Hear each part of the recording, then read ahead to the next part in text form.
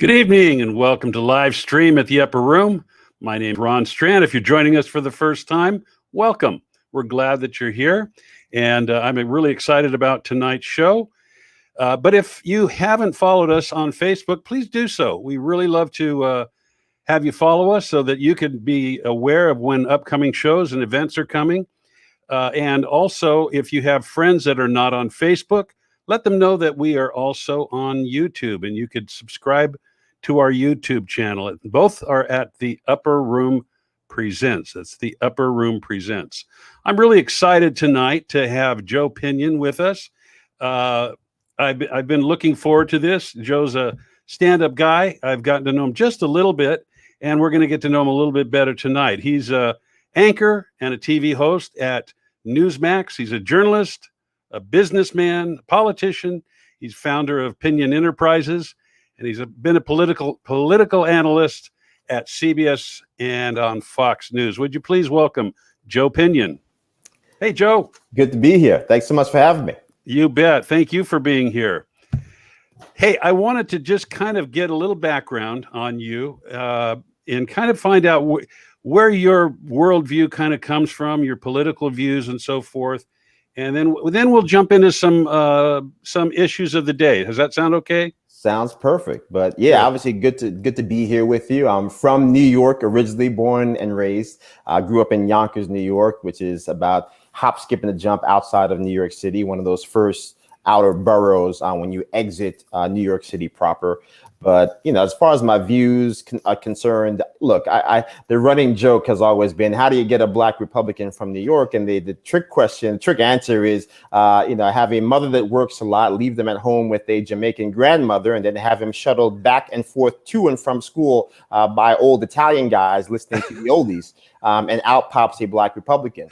And so, that's the cocktail party line. But I think the harder truth is that a lot of the values that you find in many minority communities are inherently conservative. When you talk about the investment and involvement in the church, when you talk about just an approach to hard work and what is required to be successful in the world. And so I think many of the traits that are intrinsically part of the conservative movement are inherent in minority communities. Our challenge as a community of conservatives are to get people to recognize that those values, and particularly those values as it relates to their day-to-day existence, are compatible with the political infrastructure that houses conservatism, namely the Republican Party. And so that to me has been in many ways the background of my engagement in politics from kind of as a young conservative, young Republican to present. Well, that's very interesting that you'd bring that up, because it's one area that I did want to go, because there was a time when there were the black community would follow the Republican Party more of a conservative, because, as you said, the values that exist within the black community are more aligned with traditional family values and so forth. What changed that, in your opinion? Where did that switch over? I think there are a lot of people who get paid a lot of money to come up with all types of reasons why things happen. I often think that the answer to most things in life is quite simple, and it's hidden right before our very eyes. I think if you look at the earliest iteration of the Republican Party as it relates to black people were voting overwhelmingly Republican because the Republican Party was concerned with the number one issue in their day-to-day existence: freedom, literal freedom.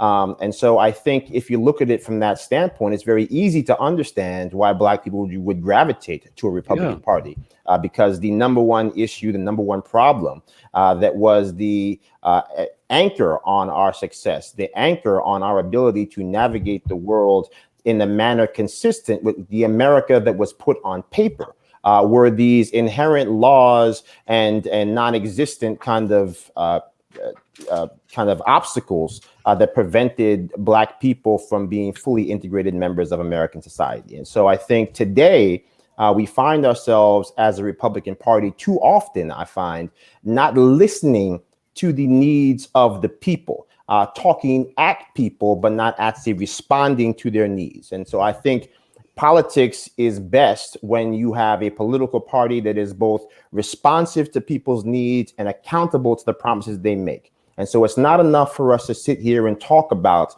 shootings going up 200% in Chicago, even though it is a moral imperative for us to deal with it. The question becomes, what are we going to do as conservatives to amplify the voices of those within that community that are trying to fight against that violence, to make sure that we are actually there with grace and love and not actually with the attitude of accusation. So I think that there are things that we need to do as far as monitoring and or very mirroring how we talk about our politics to how we actually engage in our politics, to start to build that bridge that allows people to come back to a party that in many ways is more accurately aligned with not just their values, but also with the solutions required for them to become the best version of themselves. Wow, that's very well said. And, you know, I think one of the things that a lot of people are thinking right now, particularly now in today's political climate, in today's world, is what can I do? What can I do as an individual? You know, when you've got the cancel culture going so much and people don't know really how to engage, how would you advise people when you say, you know, we need to be active, we need to be engaged? What does that look like beyond, you know, making sure you get out and vote, making sure you're going to your kids' school board meetings, and which is another issue we could talk about, but just things like that. Where do you feel? I mean, because you're a man and you're a young man and you've engaged quite a bit. When I look at your resume and see what you've done, you've been engaged and you've made a difference. So the average American right now that's watching that would say, you know, what can I do to get involved? What would you tell them? I think we have to find ways to get comfortable being uncomfortable. We have to be willing to go into communities that we typically don't go into. We have to be willing to engage with people we typically don't engage with. And we have to recognize that the world is not designed for us to agree with everybody all the time. And we also have to recognize that I don't necessarily get to tell you why you should be passionate about the issues that are most pressing to me.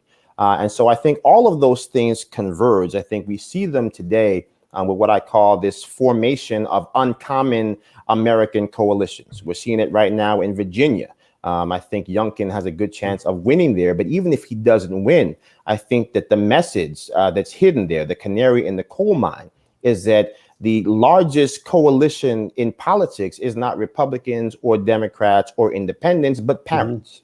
Parents of all colors and creeds coming together to say that I don't think it's perhaps okay for people in power to say that a parent's voice should be stricken from the classroom, that parents' concerns should be labeled as a threat and not actually a source of encouragement and upliftment. So I think those are the things that you see here in New York City. We've seen in recent weeks people who are avid Trump supporters marching in solidarity with people who are avid backers of Black Lives Matter, not because they agree with the actual tenor of Black Lives Matter or because they are in lockstep with President Trump, but because there is a new objective, that objective being freedom.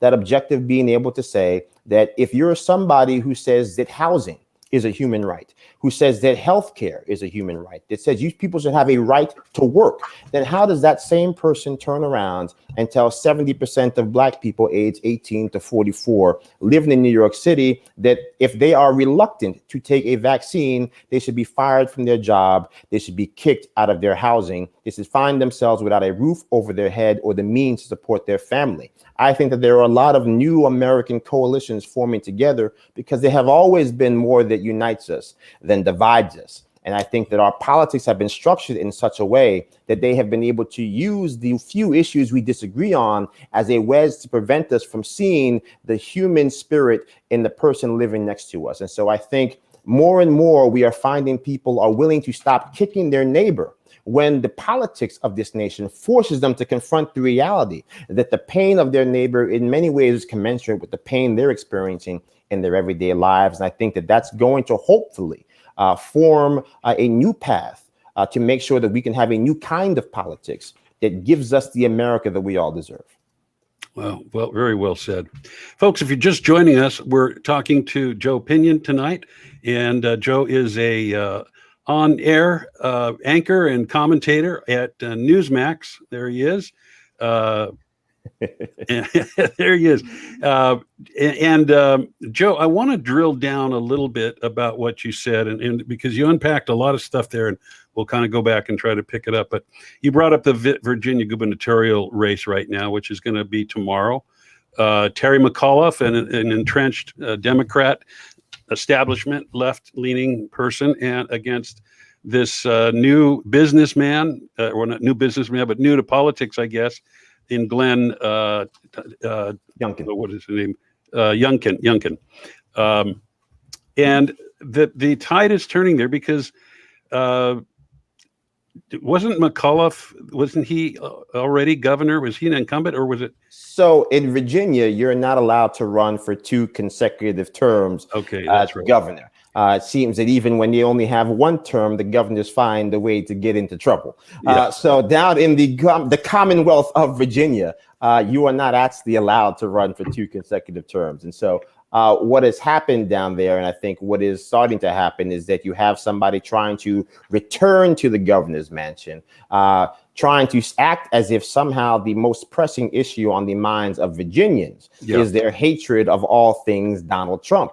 And I think what ended up happening is that Democrats are discovering writ large that as people get further away from a Trump administration that in a pre-COVID environment produced 7 million new jobs at a time when most economists across the board said we would either at best create less than 2 million jobs or at worst lose 1 million jobs. Those same individuals are saying, wait a second, we're spending $480 million additional in fuel prices each and every single day. That is the combined cost of people in America spending on fuel compared to where we were a year ago. And it's not because something crazy happened in the Middle East. It's because something crazy happened at 1600 Pennsylvania Avenue, where we have an administration that at a time when we had finally gained energy independence, shuts down a pipeline here at home while they greenlight a pipeline that goes from Russia to Germany, carrying the dirtiest natural gas on the planet, all while insisting that their true objective is to make the world a healthier place. It basically allows Russia to hack our fuel supply, allows Russia to hack our beef supply without much of any response. You have the media that doesn't really even want to talk about it. So all of these pressures are causing real pain and suffering for the average American. And that's before you get to the fact that they are printing astronomical sums of money. Used to be $1 billion here, $1 billion there. Pretty soon we're talking about real money. Now it's $1 trillion here, $1 trillion there. And people don't even have a full grasp of just how much money that is and the outrageous impact it's going to have on their lives. But they are feeling it little by little, because when the dollar shrinks in value, those seniors living on a fixed income, they feel it. Those poor people barely eking by, they feel it. And day after day, week after week, month after month, there is such a thing as compound despair that starts to seep into everyday lives when people realize that there are actually outcomes related to these policies that are not what the politicians actually promised in the first place. Yeah, and going back to the Virginia race, there's quite a tide turning there. With Republicans, well, with not even just Republicans, but with the increasing favoritism on the polls for Youngkin, right? And where I was going was there he is, and McAuliffe was previously governor there prior to, was he not? Yes, he was governor. And then they had the doctor guy. I can't remember his name. Well, we had McAuliffe, who, again, people forget, Terry McAuliffe rose to power on the strength of being able to raise astronomical sums of money. Was leading the DNC, again, was finance chair for Hillary Clinton in that famed machine that fell to President Obama back in 2008. And so these are people who are in every way part of that machine politics, that big money special interest politics. And so I think what they have not truly made the adjustment for, I think for many ways, for better and for worse, they looked at 2020 and they thought that we can just trump them to death. That we can literally sit here and say everything that went wrong, we can lay that burden at the feet of Donald Trump. We can call the people that supported Donald Trump inherently evil people, and we can find a way to win elections. But I think people have found out that what people care about more than even Donald Trump is the well-being of their children, is security of their family. And when you realize that there are people who say out of the left side of their mouth that they want unity, that they want peace, that they actually care and love you, and on the right side of their mouth tell you if you don't do what they tell you to do, they're perfectly content to have your family out in the cold, perfectly content to make sure after 10 years, 20 years of building a career, you can be fired. And not only be fired, but not even be entitled to the benefits you paid into, to be able to receive unemployment while you try to rebuild your life. That is not love. That is not compassion. That is not unity. That is in many ways just evil. And so to me, I think we have to be able to have a conversation and say, look, even if I disagree with somebody, I want what is best for them. We should be able to find ways to find common ground and common purpose, to come together and have conversations rooted in love. Any conversation that starts with do this or you're fired, do this or you don't have a home, you don't have a roof over your head, that is not a conversation rooted in love. And I think more and more people are starting to wake up to that reality, which is why you see Youngkin getting that momentum, which is why you see the polls much tighter in New Jersey than you would expect, which is why everyone, even NBC yesterday, having to realize in that latest poll, 70% of Americans saying America is on the right track, wrong track, including a majority of Democrats now. So this is a nonpartisan, bipartisan, transpartisan awakening happening here. And so my monologue this past Saturday was actually that in his own strange way, Joe Biden has actually become the unity president he wanted to be, just not for the reasons he thought they would actually occur. Yeah, and I saw that, and I was going to bring that up with you tonight, because indeed he has. And well, and I don't know if he's really united, but well, yeah, I guess in some ways he has. Because people are just going, this is getting too crazy. You talk about the mandates, you talk about the firings of, there's a lunacy to this when you have policemen being fired, summarily fired, first responders, nurses, healthcare workers, for the sake of this vaccine, or let's say for the sake of choice, if you will. And because that's really what it's about. And the craziness of that is that the firing of these people is going to create more problems, typically more deaths, for first responders and nurses on, low-staffed hospitals and so forth, than it would ever have of the virus. And yet they keep pushing it. They keep pushing it. Now I'm seeing it in corporate America, where they're just taking the president's lead in saying you have to be vaccinated. So it's beyond just the public workers, public servants, and so forth, and going into corporate America now, where people are becoming or their jobs are being dismissed because they're not choosing to get the vaccine.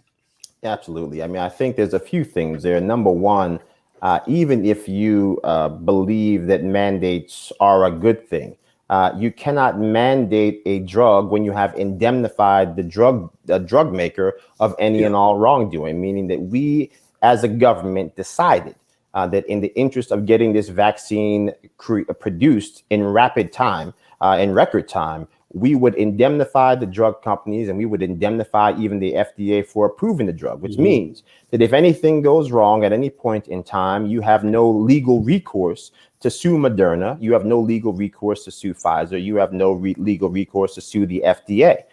If you are going to take that position because you believe it's in the best interest of public health, you do not have the ability to simultaneously turn around and tell people they have no choice but to take said drug where they have no legal recourse to actually get assistance if something goes wrong.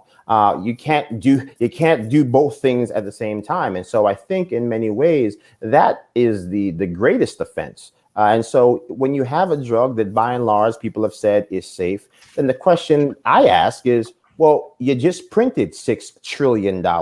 Why has not a single dime been put aside in a trust fund for those few cases where something may go wrong? Since you're saying the science says that few cases ever go wrong, why have we not had the drug manufacturers set aside those resources? And we see time and time again, whether we're talking about first responders at ground zero, whether we're talking about those few people who were adversely impacted by the swine flu vaccine back in the late 70s, that the government is very slow to acknowledge when things are going wrong. They're very slow to take care of those who have signed up to take care of us. We're still trying to make the funding permanent for those 9/11 first responders dealing with those adverse health impacts. We're still trying to deal with the people living in Puerto Rico, down in Vieques, after we bombed Vieques for 60 years, trying to make sure they have access to the health care they deserve after we effectively bombed our own people. So look, we know that no nation is perfect, but certainly in our historical understanding of where we have fallen short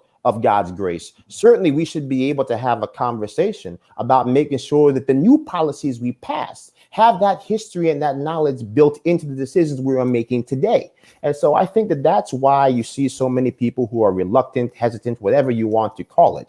And I think that's also why you see these new coalitions forming, because the positions that politicians are taking are forcing people to have to confront the fact that they do not have that same actual love in their heart for them that they believe they did. Yeah, indeed. It's unprecedented what we're seeing. You know, you've got, just as you were saying, they indemnified the manufacturers, and then they don't make it a requirement for Congress, and they let illegal aliens in, which don't have to be vaccinated. Joe, what's really behind this, in your opinion? Look, I don't want to be a conspiracy theorist, but I think. But you know what I've, apparently we're all conspiracy theorists these days.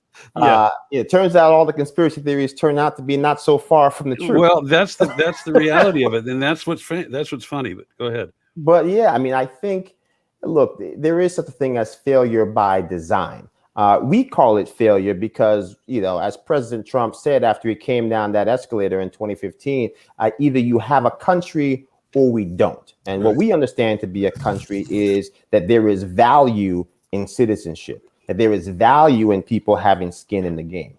If you do not approach politics that way, if you do not approach nation building from that standpoint, if you believe that America is not inherently designed to make sure, first and foremost, we can provide for our citizens and protect our citizens, and yet somehow America is designed to be a repository for the world, not an example for the world, now you're talking about people who view the world through a completely different prism. And so that is why you can have people with a straight face propose paying people who have come to this country not in accordance with the law, being paid $450,000 per individual, when the people who get killed in service of this country protecting that border are entitled to not $400,000, not $100,000, $0 of any such in-kind donations, right? When people who die in service to this country abroad, in our uniforms, are entitled to less money than that, around $400,000. So the notion that Democrats, who often say budgets are moral documents, well, certainly the zeros on those checks, or the zeros that you were proposing to put on those checks, are an indication of what you think their value is relative to the value that we have as Americans. And now we come back to the vaccines, where you're saying you have indemnified the drug companies. I've got the co-founders of Moderna on the Forbes 400. They're on the cover of Forbes, right? And they're going to stay on the cover of Forbes because if anything goes wrong with their drug, they are not liable. But at the same time, the poor people who are hesitant to take that drug, you offer them a donut from Krispy Kreme, you offer them a burger from Shake Shack.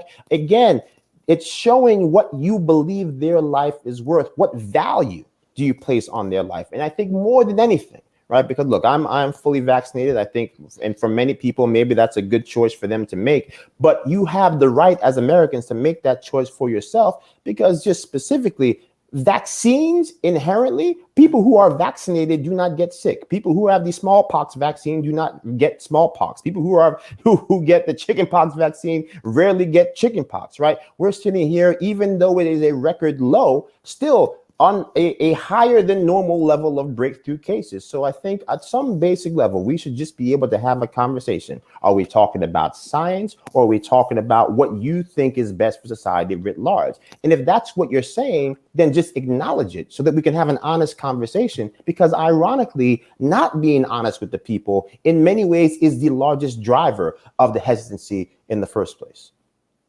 Yeah, it just doesn't make sense. And folks, if you're joining us tonight, right now, we are talking with Joe Pinion from Newsmax Television and talking about some of the issues of the day. Hey, if you are watching and you have some questions, just write them in. We're going to try to get to some questions tonight. We'd love to hear from you. Love to hear where you're watching from and any feedback that you have. And that would be great. You know, one of the things that let's go back just a little bit, talking about mandates, people being summarily fired, illegally fired, really, and things that are happening right now, Joe, that are really unconstitutional. What do you see happening with organizations or PACs or whatever they might be coming together to bring suit to the Supreme Court for some of these things? Because these things are just getting out of hand. Is there anything going on like that you see? Look, I'm really torn on if anything is going to come to pass about this. I think that ultimately it will be incumbent on us, the people, to decide what type of world we want to live in. There have been plenty of things that were legal under the law that we later found to be completely beneath the morality and the dignity of this nation. And so I think that Jesse Jackson often said in the past that things that are morally right may not always be politically beneficial. Things that are politically beneficial may not always be morally right.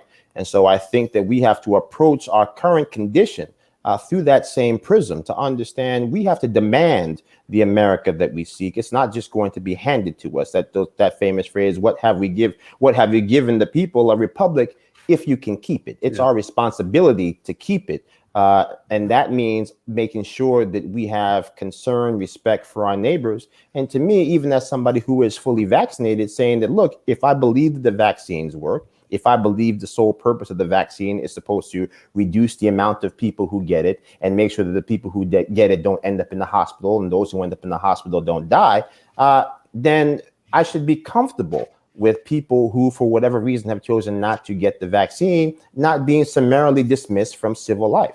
That seems very reasonable to me. And I say that as somebody who is fully vaccinated. So, look, I think that, it's really in many ways just a tiny sliver of the broader implications we see here when we see the erosion of the First Amendment. Look, the people who act as if somehow that certain speech should not be allowed. We see effectively now a world where tech has taken over, consumed all of the vehicles for speech, but at the same time are not actually bound by the constitutional protections of speech, right? And so again, if big tech has become this utility that has subsumed all of what we do when it comes to speech, 80% of all digital communication happening on these social media platforms, whether you're talking about Google, Facebook, and the like, well, then what is the virtue of having First Amendment protections if all the places where you typically enjoy or exercise the First Amendment no longer have to honor them? So we have to have this new American conversation about how does the world work? How is the world currently organized? And then how do we make sure that the intent of our founders and the protections that are inherent in the DNA of this nation can survive in this new digitally driven modern age? And right now, part of that problem is that we have politicians who don't even understand the technology that they are presiding over, which is how the technology has gotten so off the rails and so out of control as it to be a leading cause of the infringement on people's everyday lives. Yeah, absolutely. What I feel like that there's some things that certainly the media is not talking about, but even some in political in conservative leadership are not talking about. We've got a political machine right now. It's really running over and trampling on our rights in a tyrannical way, and it's when we have a attorney general who is militarizing the FBI basically to go after parents and calling them domestic terrorists for standing up, and you have a leading candidate in Virginia saying that for governor saying that parents should not have say in their school boards. Oh my God, that is what these things were set up for. But we're not. It seems to me, and tell me if I'm wrong. It seems to me we're not talking about those kind of things. They're there, but I don't hear it coming from the political leadership on the right. I think to that point, right? I think the thing about Virginia, which is that I think Glenn Youngkin almost inadvertently stumbled into a winning argument. I think that too often on the right, we love to wage the culture war, but we do it inefficiently. We do it ineffectively because we think the culture wars only apply to a certain sliver of the American population that's going to vote for us. I think that if we are going to sit here and say the Republican Party is born anew, a blue collar party, a parents party, a working people's party, then we have to sound like it. And we have to take that message to all working people. We have to take that message to all blue collar people, all parents of all colors, of all creeds, of all communities. And I think that when we take that renewed approach, like I said, with these uncommon American coalitions forming from New York City to Arlington, Virginia, where you see parents who said, if you told me a year ago I'd be voting for a Republican for governor, I'd call you crazy. But sure enough, I guess they must be crazy. But they've not taken leave of their senses. They've regained their senses to understand that our politics are supposed to be driven in service of the people, not to keep the people divided for the purposes of politicians holding on to power. And so I think that we're seeing a power realignment where people are taking back that power, starting in a place like Virginia. And I think that the Republican Party has an obligation to start saying that we are going to start sounding like the party we say we are. We have to say that we believe in First Amendment rights. We believe in Second Amendment rights. We believe in all the amendments, right? And to me, we have to take the issue of voter security and election integrity just as serious as we take the issue of voter suppression. If there is one person in this country who is being denied the right to vote, who wants that right, we should be up in arms about it.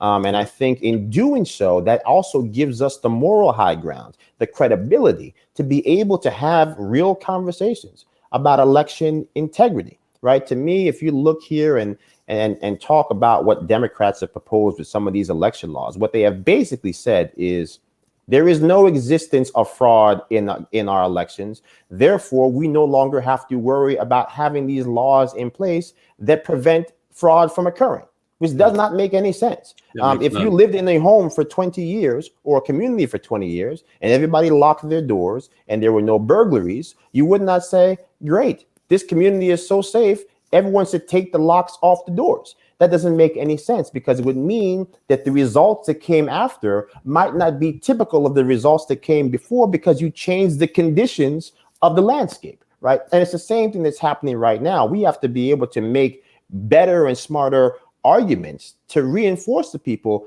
the reason why we didn't have the widespread fraud is because we weren't mailing ballots to everybody who was on the rolls, even when we know traditionally most of those rolls are historically inaccurate, right? So this fundamental change has shifted the conditions, and saying that there was no evidence of fraud found over the last 14 years has nothing to do with the fact that the conditions for the election have been changed. And so the results will probably not be typical of what came before. And that does not necessarily mean that there are going to be people who are voting 20 times or 30 times, but it does mean that the same people who say that there's a reason why we have secret ballots because wives can go into a ballot box and vote peacefully without their abusive husband looking over their shoulder, or vice versa. Husbands can vote without their wife telling them who they have to vote for. the sanctity of the secret ballot, which is the bedrock of American democracy, is compromised when everybody can just simply pick up ballots, go to someone's door, and sit there looking over their shoulder until they voted for the candidate that person wanted to vote for. So look, we can have lots of conversations. Some people say that doesn't happen. Some people say it is happening. I said, look, economic coercion is, as a general rule, used to be understood as bad. Now no one cares about it. Ballot harvesting used to be understood as bad. Now no one seems to care about it. The only driving position for everyone across the board seems to be, how do we win? And when America becomes a nation about winning and not values, then the nation that we love no longer exists.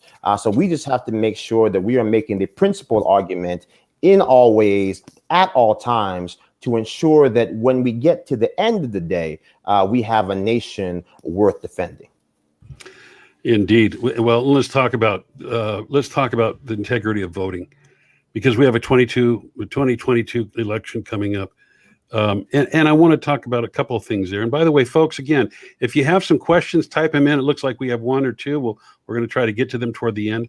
But, I knew when they started talking about mail-in ballots, it's a bad thing. We have an election day here. And one of the arguments that you get from those who are in favor of mail-in ballots and no ID at the polls is they always go to the minority communities. Well, we're going to disenfranchise the minority voters. As a minority person yourself, a person of color, do you find that insulting? Well, I think it's twofold, right? So I think, I'm, again, live in Yonkers, New York. It's never taken me longer than 15 minutes to vote in my entire life, right? Third largest city in the state of New York, over 210,000 people across that city. And so to me, I can understand the concerns when people say I had to stand in line for 1 hour, 2 hours, 3 hours to cast my vote. Doesn't seem to make sense in a civilized world here in America, land of the free, home of the brave. So I think those things have to be taken seriously. But I will say also that the issue seems to me become where people only are concerned about Black people voting when they think those Black people are going to vote for them. And so it becomes this weird kind of proxy war, right? Where we're concerned about ballot integrity, where we think that the voters are most likely to vote for us. And the left is concerned about voter access in the areas where they think the voters are going to vote for them. And so this goes back to my previous thing where it's like, look, we just have to be a nation of principles again. And talk about what works and what doesn't work. But, here's what I will say. I said, look, as I said earlier, if there's one person being denied the right to vote who wants to vote, it is a travesty. But I will also say that show me where there are millions of Black people being prevented from voting. Show me where there are hundreds of thousands of Black people who wanted to vote, who are being prevented from voting, and I'll march with you. I'll sit with you. I'll bang on the doors of the governor's office until it gets done. But there are millions of Black children all across this country who are receiving a subpar education that effectively renders them incapable of becoming the best version of themselves. In Baltimore right now, 41% of all the students in Baltimore high schools, the majority of them minority, have a grade point average below a 1.0, right? So that means that you have children whose futures have been destroyed before they've ever actually made it to adulthood. And to me, tragic. The fact that is not the number one story, the fact that you're not talking about that as the new Jim Crow. Look, we've got children all across the state of New York, all across the state of California, cannot read at grade level, cannot do math at grade level. The actual, what I'm starting to call now, basically like the educational decline, right? There's almost educational depression that we're going to be in because of COVID, the virtual learning that did not work. And now, instead of dealing with that, what have they done? They said, well, we'll stop giving kids grades. We just won't fail kids, right? What does that do for their future prospects? And so I think ultimately, to me, it's this faux outrage. If you're concerned about the souls of Black folks 24 hours a day, 7 days a week, I've got no problem with you. But I have serious problems with people who are running around the countryside talking about Jim Crow voting laws when the same children in those same cities are being abused day after day after day. It's child abuse. to send a child to school for 13 years, send them into the world, and they don't know, have the tools they need to achieve. There's no other way to describe it. Yeah. And there's no doubt about that. And then, since you brought up the Black community, and one of the things, you're a Black conservative, and I'm assuming that were you brought up that way, or did you become more conservative? Or well, I feel like I was always kind of a political junkie of sorts, right? So the again, the cocktail party version of how I became a Republican. Sure. I said, look, I snuck out of my room one night. I was, I think it was, 4 or 5 at the time. I go down to the television in the basement, and there's this man on TV named George Herbert Walker Bush. And he's like, back when they had the economy, it was all holes and no cheese. And it says they call it a Swiss cheese economy. Well, maybe that's what it looks like to the 3 blind mice. And I said, by God, this man is speaking my language. So, that's the cute story. But I think really, I think in many ways grew up in a family that had traditional conservative values, even if they weren't, quote unquote, registered conservatives at the ballot. And as I started to come of age, started to look at politics, started to see how my views and my beliefs aligned with the political system that we have in place, it seemed to me that the place where I could be most effective and the party that seemed to align most with the positions that I agree with was the Republican Party. And so I think that, look, there is no perfect vessel. I believe that political parties are cars. They are not homes. Right. They get you from point A to point B. And the problem is when you believe that a political party is your home and you believe the politicians are your family, well, you don't really want to leave your home, and you never actually get around to firing your family. You can't fire your uncle. You can't fire your auntie, which is why they call Joe Uncle Joe or Grandpa Joe. They call it Aunt Maxine Waters,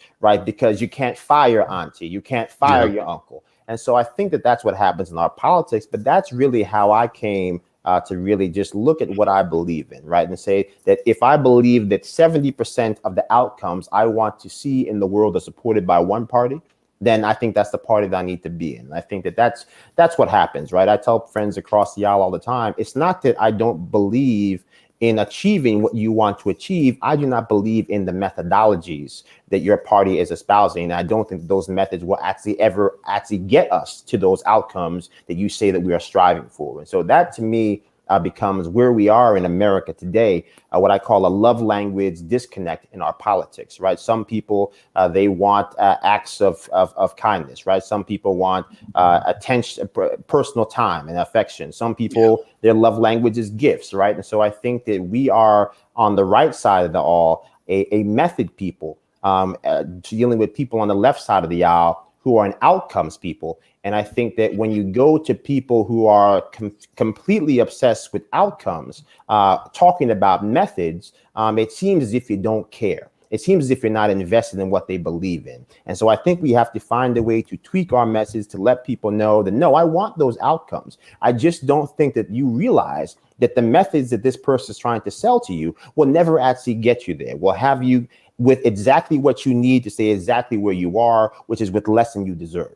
And I think that if Republicans could synthesize that message, we could get that word out, we'd be much more successful. We would have that broader coalition. We would have that African-American coalition back on the right side of the aisle. And in many ways, we would be a stronger party, we'd be a stronger nation, and we'd be a better people because of it.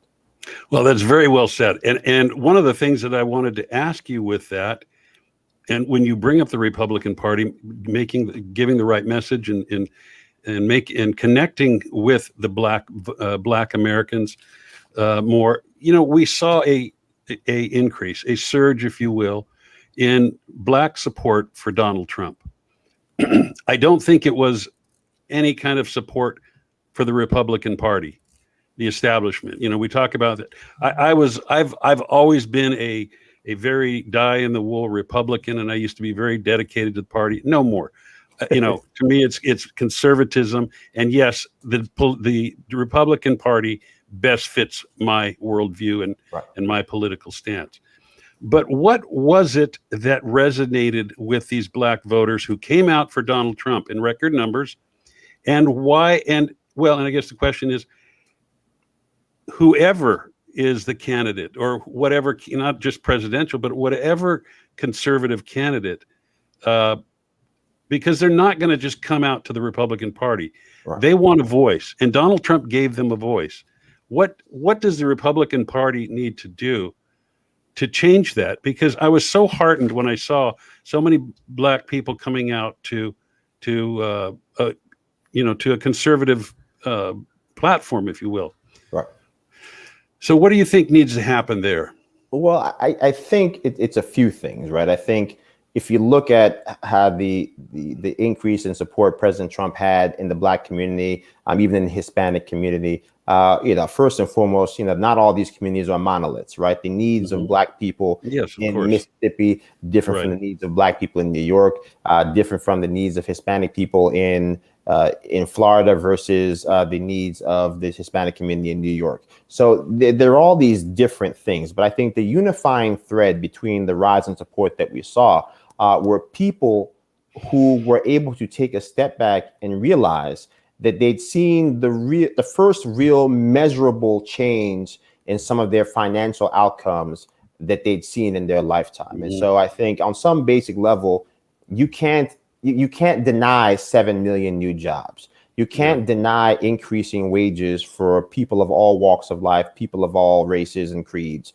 across writ large. Those were real things that happened. I don't care how many times Nancy Pelosi gets on TV and calls them crumbs. I don't care how many times Chuck Schumer gets on TV and calls it an optical illusion. Those people saw extra money in their bank account at the end of the year. Those people who didn't have jobs had jobs. 7 million people who didn't have jobs were going to work every single day in a pre-COVID Trump economy. You can't sleep on that. You can't deny that. And so I think those people voted simply for themselves. They weren't even votes for Donald Trump. They were votes for themselves. And I think that if we can just synthesize two people, I'm not saying become a Republican. I'm not even telling you to vote for all Republicans. I'm just saying vote for the politicians that give you the opportunity to bet on yourselves every day of the week, allow you to bet on your family and their ability every single day of the week. And if we believe in ourselves, and if we believe in our values, if we believe in the power of our ideas, then we should trust in the fact that people who are being honest in their political engagement will more often than not choose us because we have earned that vote and we have earned that support. Amen. Yeah. Excellent. Well, let's get some predictions if we can. We've got the 2022 elections coming up in next year, and we've got a situation right now, a $3.5 trillion spending bill that Biden has put on the table. That at least one senator in his party is standing up and saying no, he wants a lesser amount.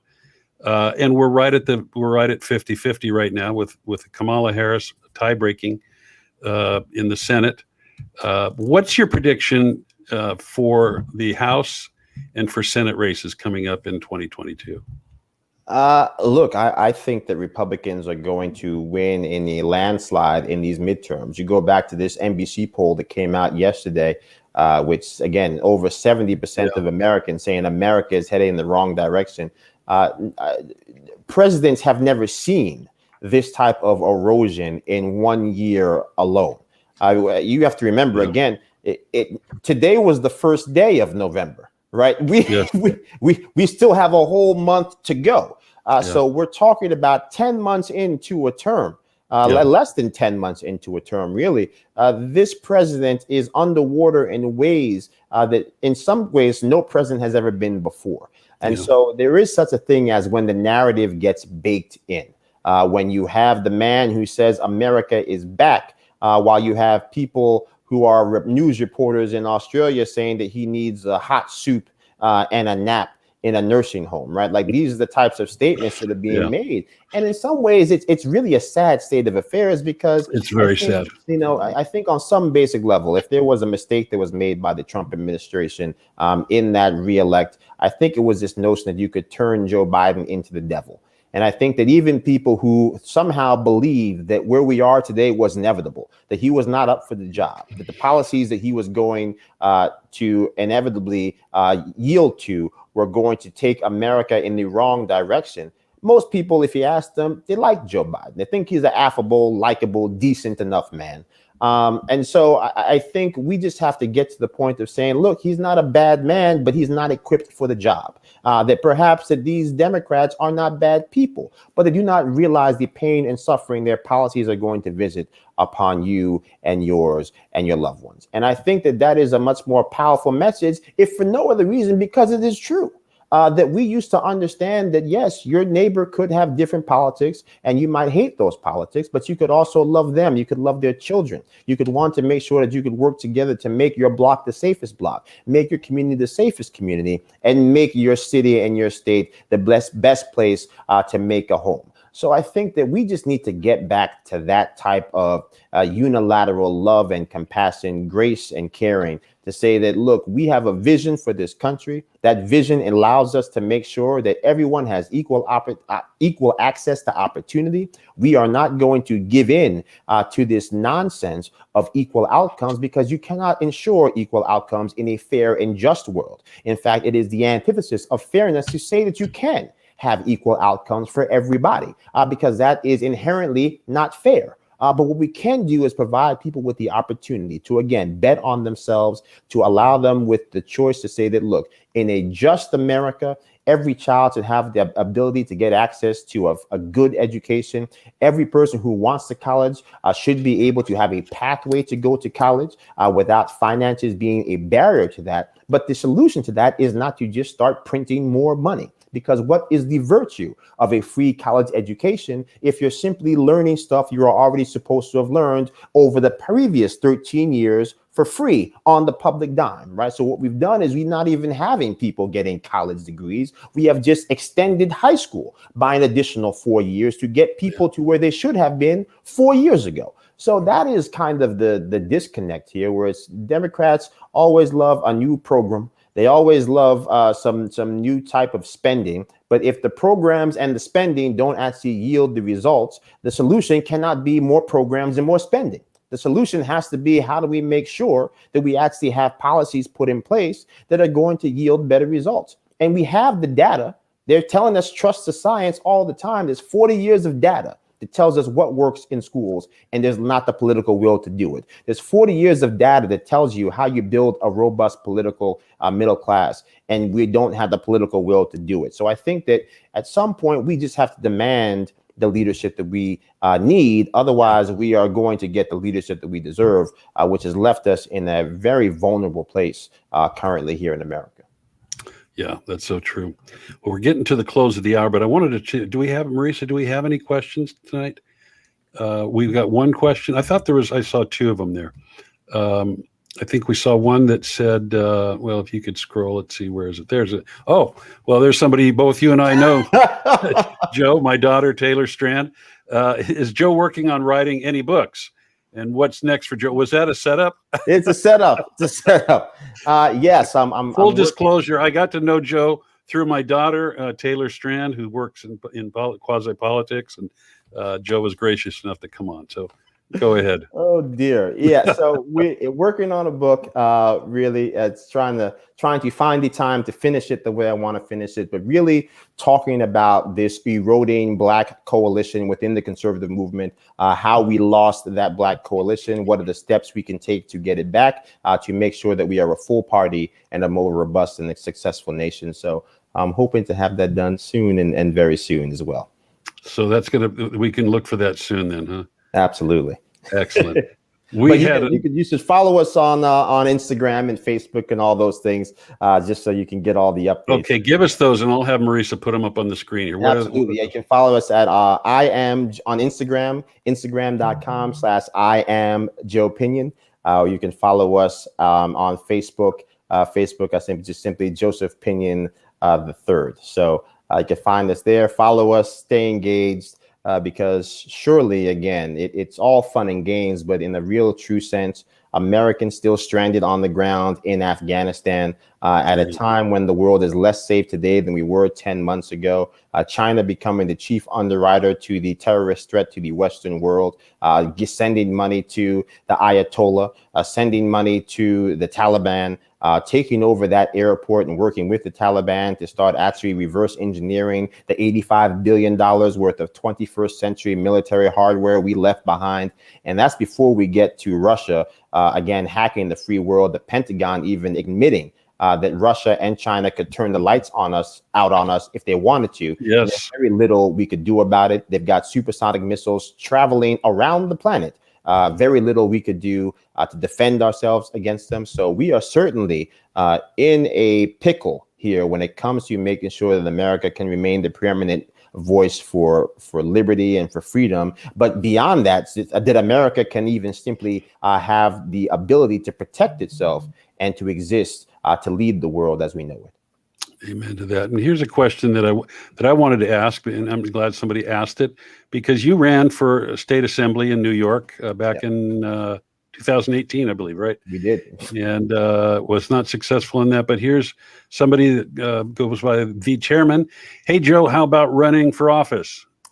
Well, look, I mean, we've had some very serious conversations with folks here in New York about this Chuck Schumer race coming up in 2022. It's not an easy decision, but as you know, I've been blessed to have my own show on Newsmax, and obviously that would mean leaving that. But as I often tell people, sometimes there are things worse than not having a job. It's called not having a country. And I think that, unfortunately, we may be in danger of having to stare down the barrel of such an unfortunate fate. And so, we're doing the work of trying to say that if people want me to jump off this cliff, there has to be a coalition of the willing that's willing to jump and take that leap of faith in the name of the country we love with me. Campaigns require money. Money equals viability. Chuck Schumer currently has $30 million on hand today. He'll probably have over 60 to 100 million by the time this cycle is done. And if people don't want him sprinkling that cash around the countryside from Ohio to North Carolina to Florida to Texas to keep those states blue or turn them blue at a time when we can least afford another 2 years going down this dismal rabbit hole, then people are going to have to effectively put their money where their mouth is, put their values where their hearts are, and really get behind this effort. So we'll have a decision pretty soon here. But yeah, I think it's things are getting bad here, and I think that it's lost on people. Maybe not how bad it is in their day-to-day life, but the looming threats of an impatient world that will no longer wait. They will light your hair on fire. They'll keep you up at night. And so I think that there has to be more emphasis placed on just how more dangerous we are, how much more dangerous the world has become, and what a risk we are at today. Yes. Well, the moment you announce that you're running against Chuck Schumer, I will personally write you a check, and I would love to have you back on here and encourage folks to support you, because he's been in there way too long, and you're right, he's got an incredible war chest, but there's a voice that's out there, and I think you would fill that voice, and I think if there's any better time to overturn him in his seat would be now.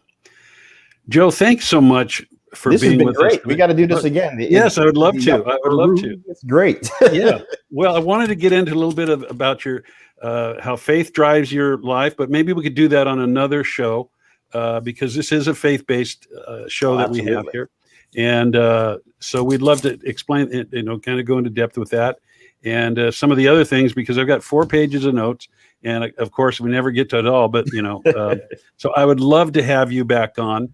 I actually spoke to one of your colleagues, Grant Stinchfield, last week, and he's going to come on soon. So love having you guys on and getting your perspectives. Love watching you on Newsmax. And folks, You could watch Joe is each Saturday, right? Every Saturday from 1 to 3 p.m. Eastern time. Eastern time. But you got, well, it's also 1 to 3 p.m. I think Pacific time as well. So I get the time zones all all off. But tune in anytime you can tune into Newsmax. You're probably doing yourself a service. So I love Newsmax, and I love watching you and hearing your views, Joe. Thank you so much, and may you be blessed. And until we see you next time, God bless. Absolutely. God bless. Talk to you again soon. You too. Take care. And folks, thanks for watching. God bless. We'll see you next week with date. Well, I'm not going to say because that dates the show, and a lot of people watch this afterwards. So take care. We'll see you next time. Have a good one. God bless. Take care.